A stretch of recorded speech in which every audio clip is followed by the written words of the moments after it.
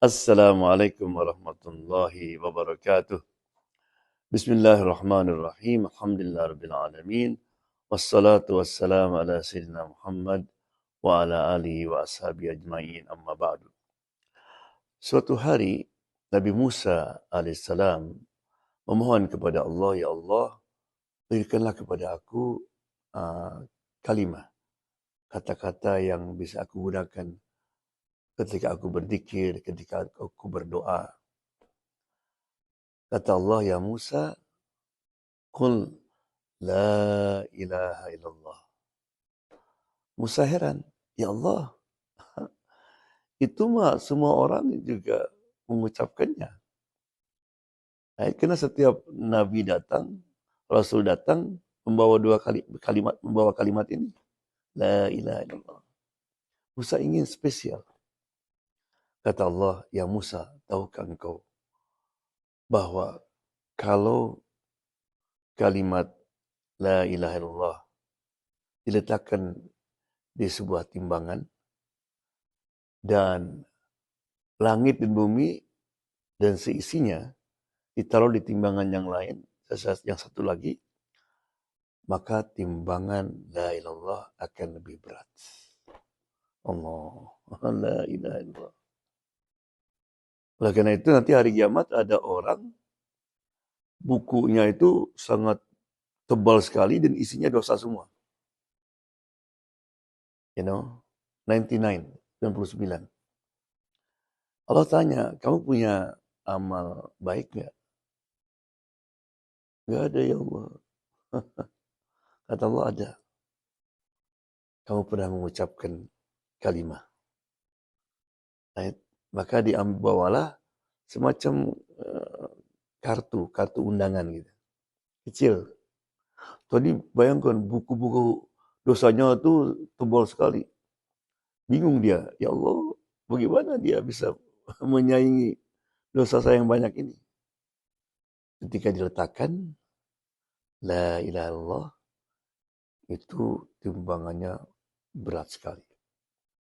Ya. Makanya oleh karena itu, karena orang Quraisy ini mengerti arti la ilaha illallah, maka pernah datang, ya Muhammad, adakah kata-kata selain ini? Karena bagi mereka ini berat sekali. Karena kata-kata la ilaha illallah kan ada negasi, meniadakan, kemudian afirmatif, menyatakan la ilah. Jadi illallah ini nggak ada masalah bahwa manusia percaya adanya Tuhan, itu fitrah pembawaan. Dalam Quran ketika orang-orang Quraisy ditanya, man khalaqas samawati wal ard, siapa yang menciptakan langit bumi? La yaqulunna Allah, mereka bilang Allah. Tapi yang sulit adalah untuk meniadakan selain Allah. Ya. Karena dengan mengatakan la ilah, artinya tidak ada Tuhan. Tidak ada yang bisa menghidupkan, mematikan. Tidak ada yang memberikan rezeki. Tidak ada yang bisa memberikan manfaat, madarat, dan sebagainya. Sehingga dengan orang menerima la ilaha illallah, dia jadi betul-betul hamba Allah Subhanahu wa taala. Oleh karena itu, maka kenapa Nabi Muhammad SAW ketika Abu Thalib akan meninggal, dibilang, oh pamanku, katakanlah kata-kata ini, la ilaha illallah. Agar supaya nanti hari kiamat, aku bisa membantu kamu. Tanpa kata-kata ini, tidak mungkin aku bisa membantu. Oleh karena itu, la ilaha illallah ini juga adalah sebagai remedi, sebagai obat. Kalau orang sedang dalam keadaan bingung, stres, nggak tahu jalan keluar, maka solusinya adalah memanjatkan baca la ilaha illallah.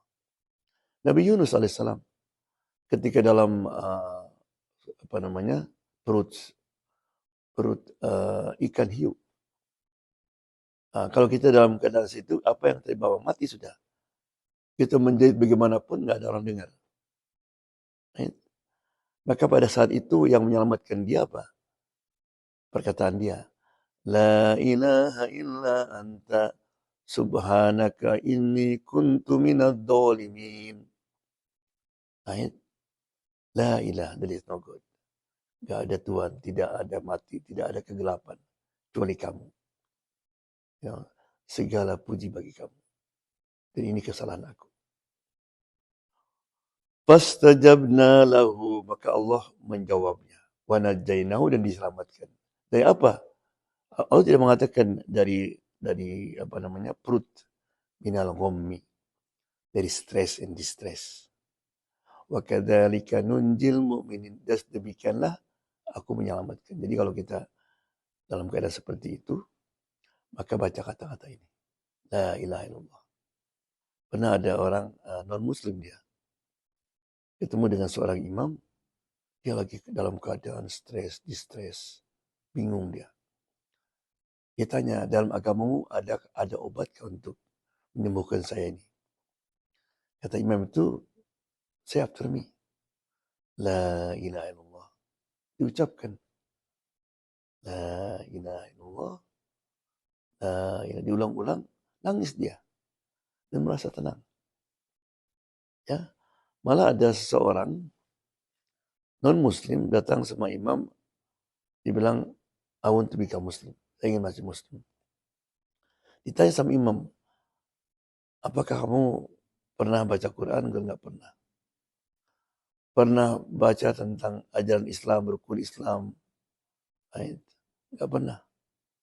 Pernah ketemu Muslim? Enggak pernah. Jadi apa yang buat kamu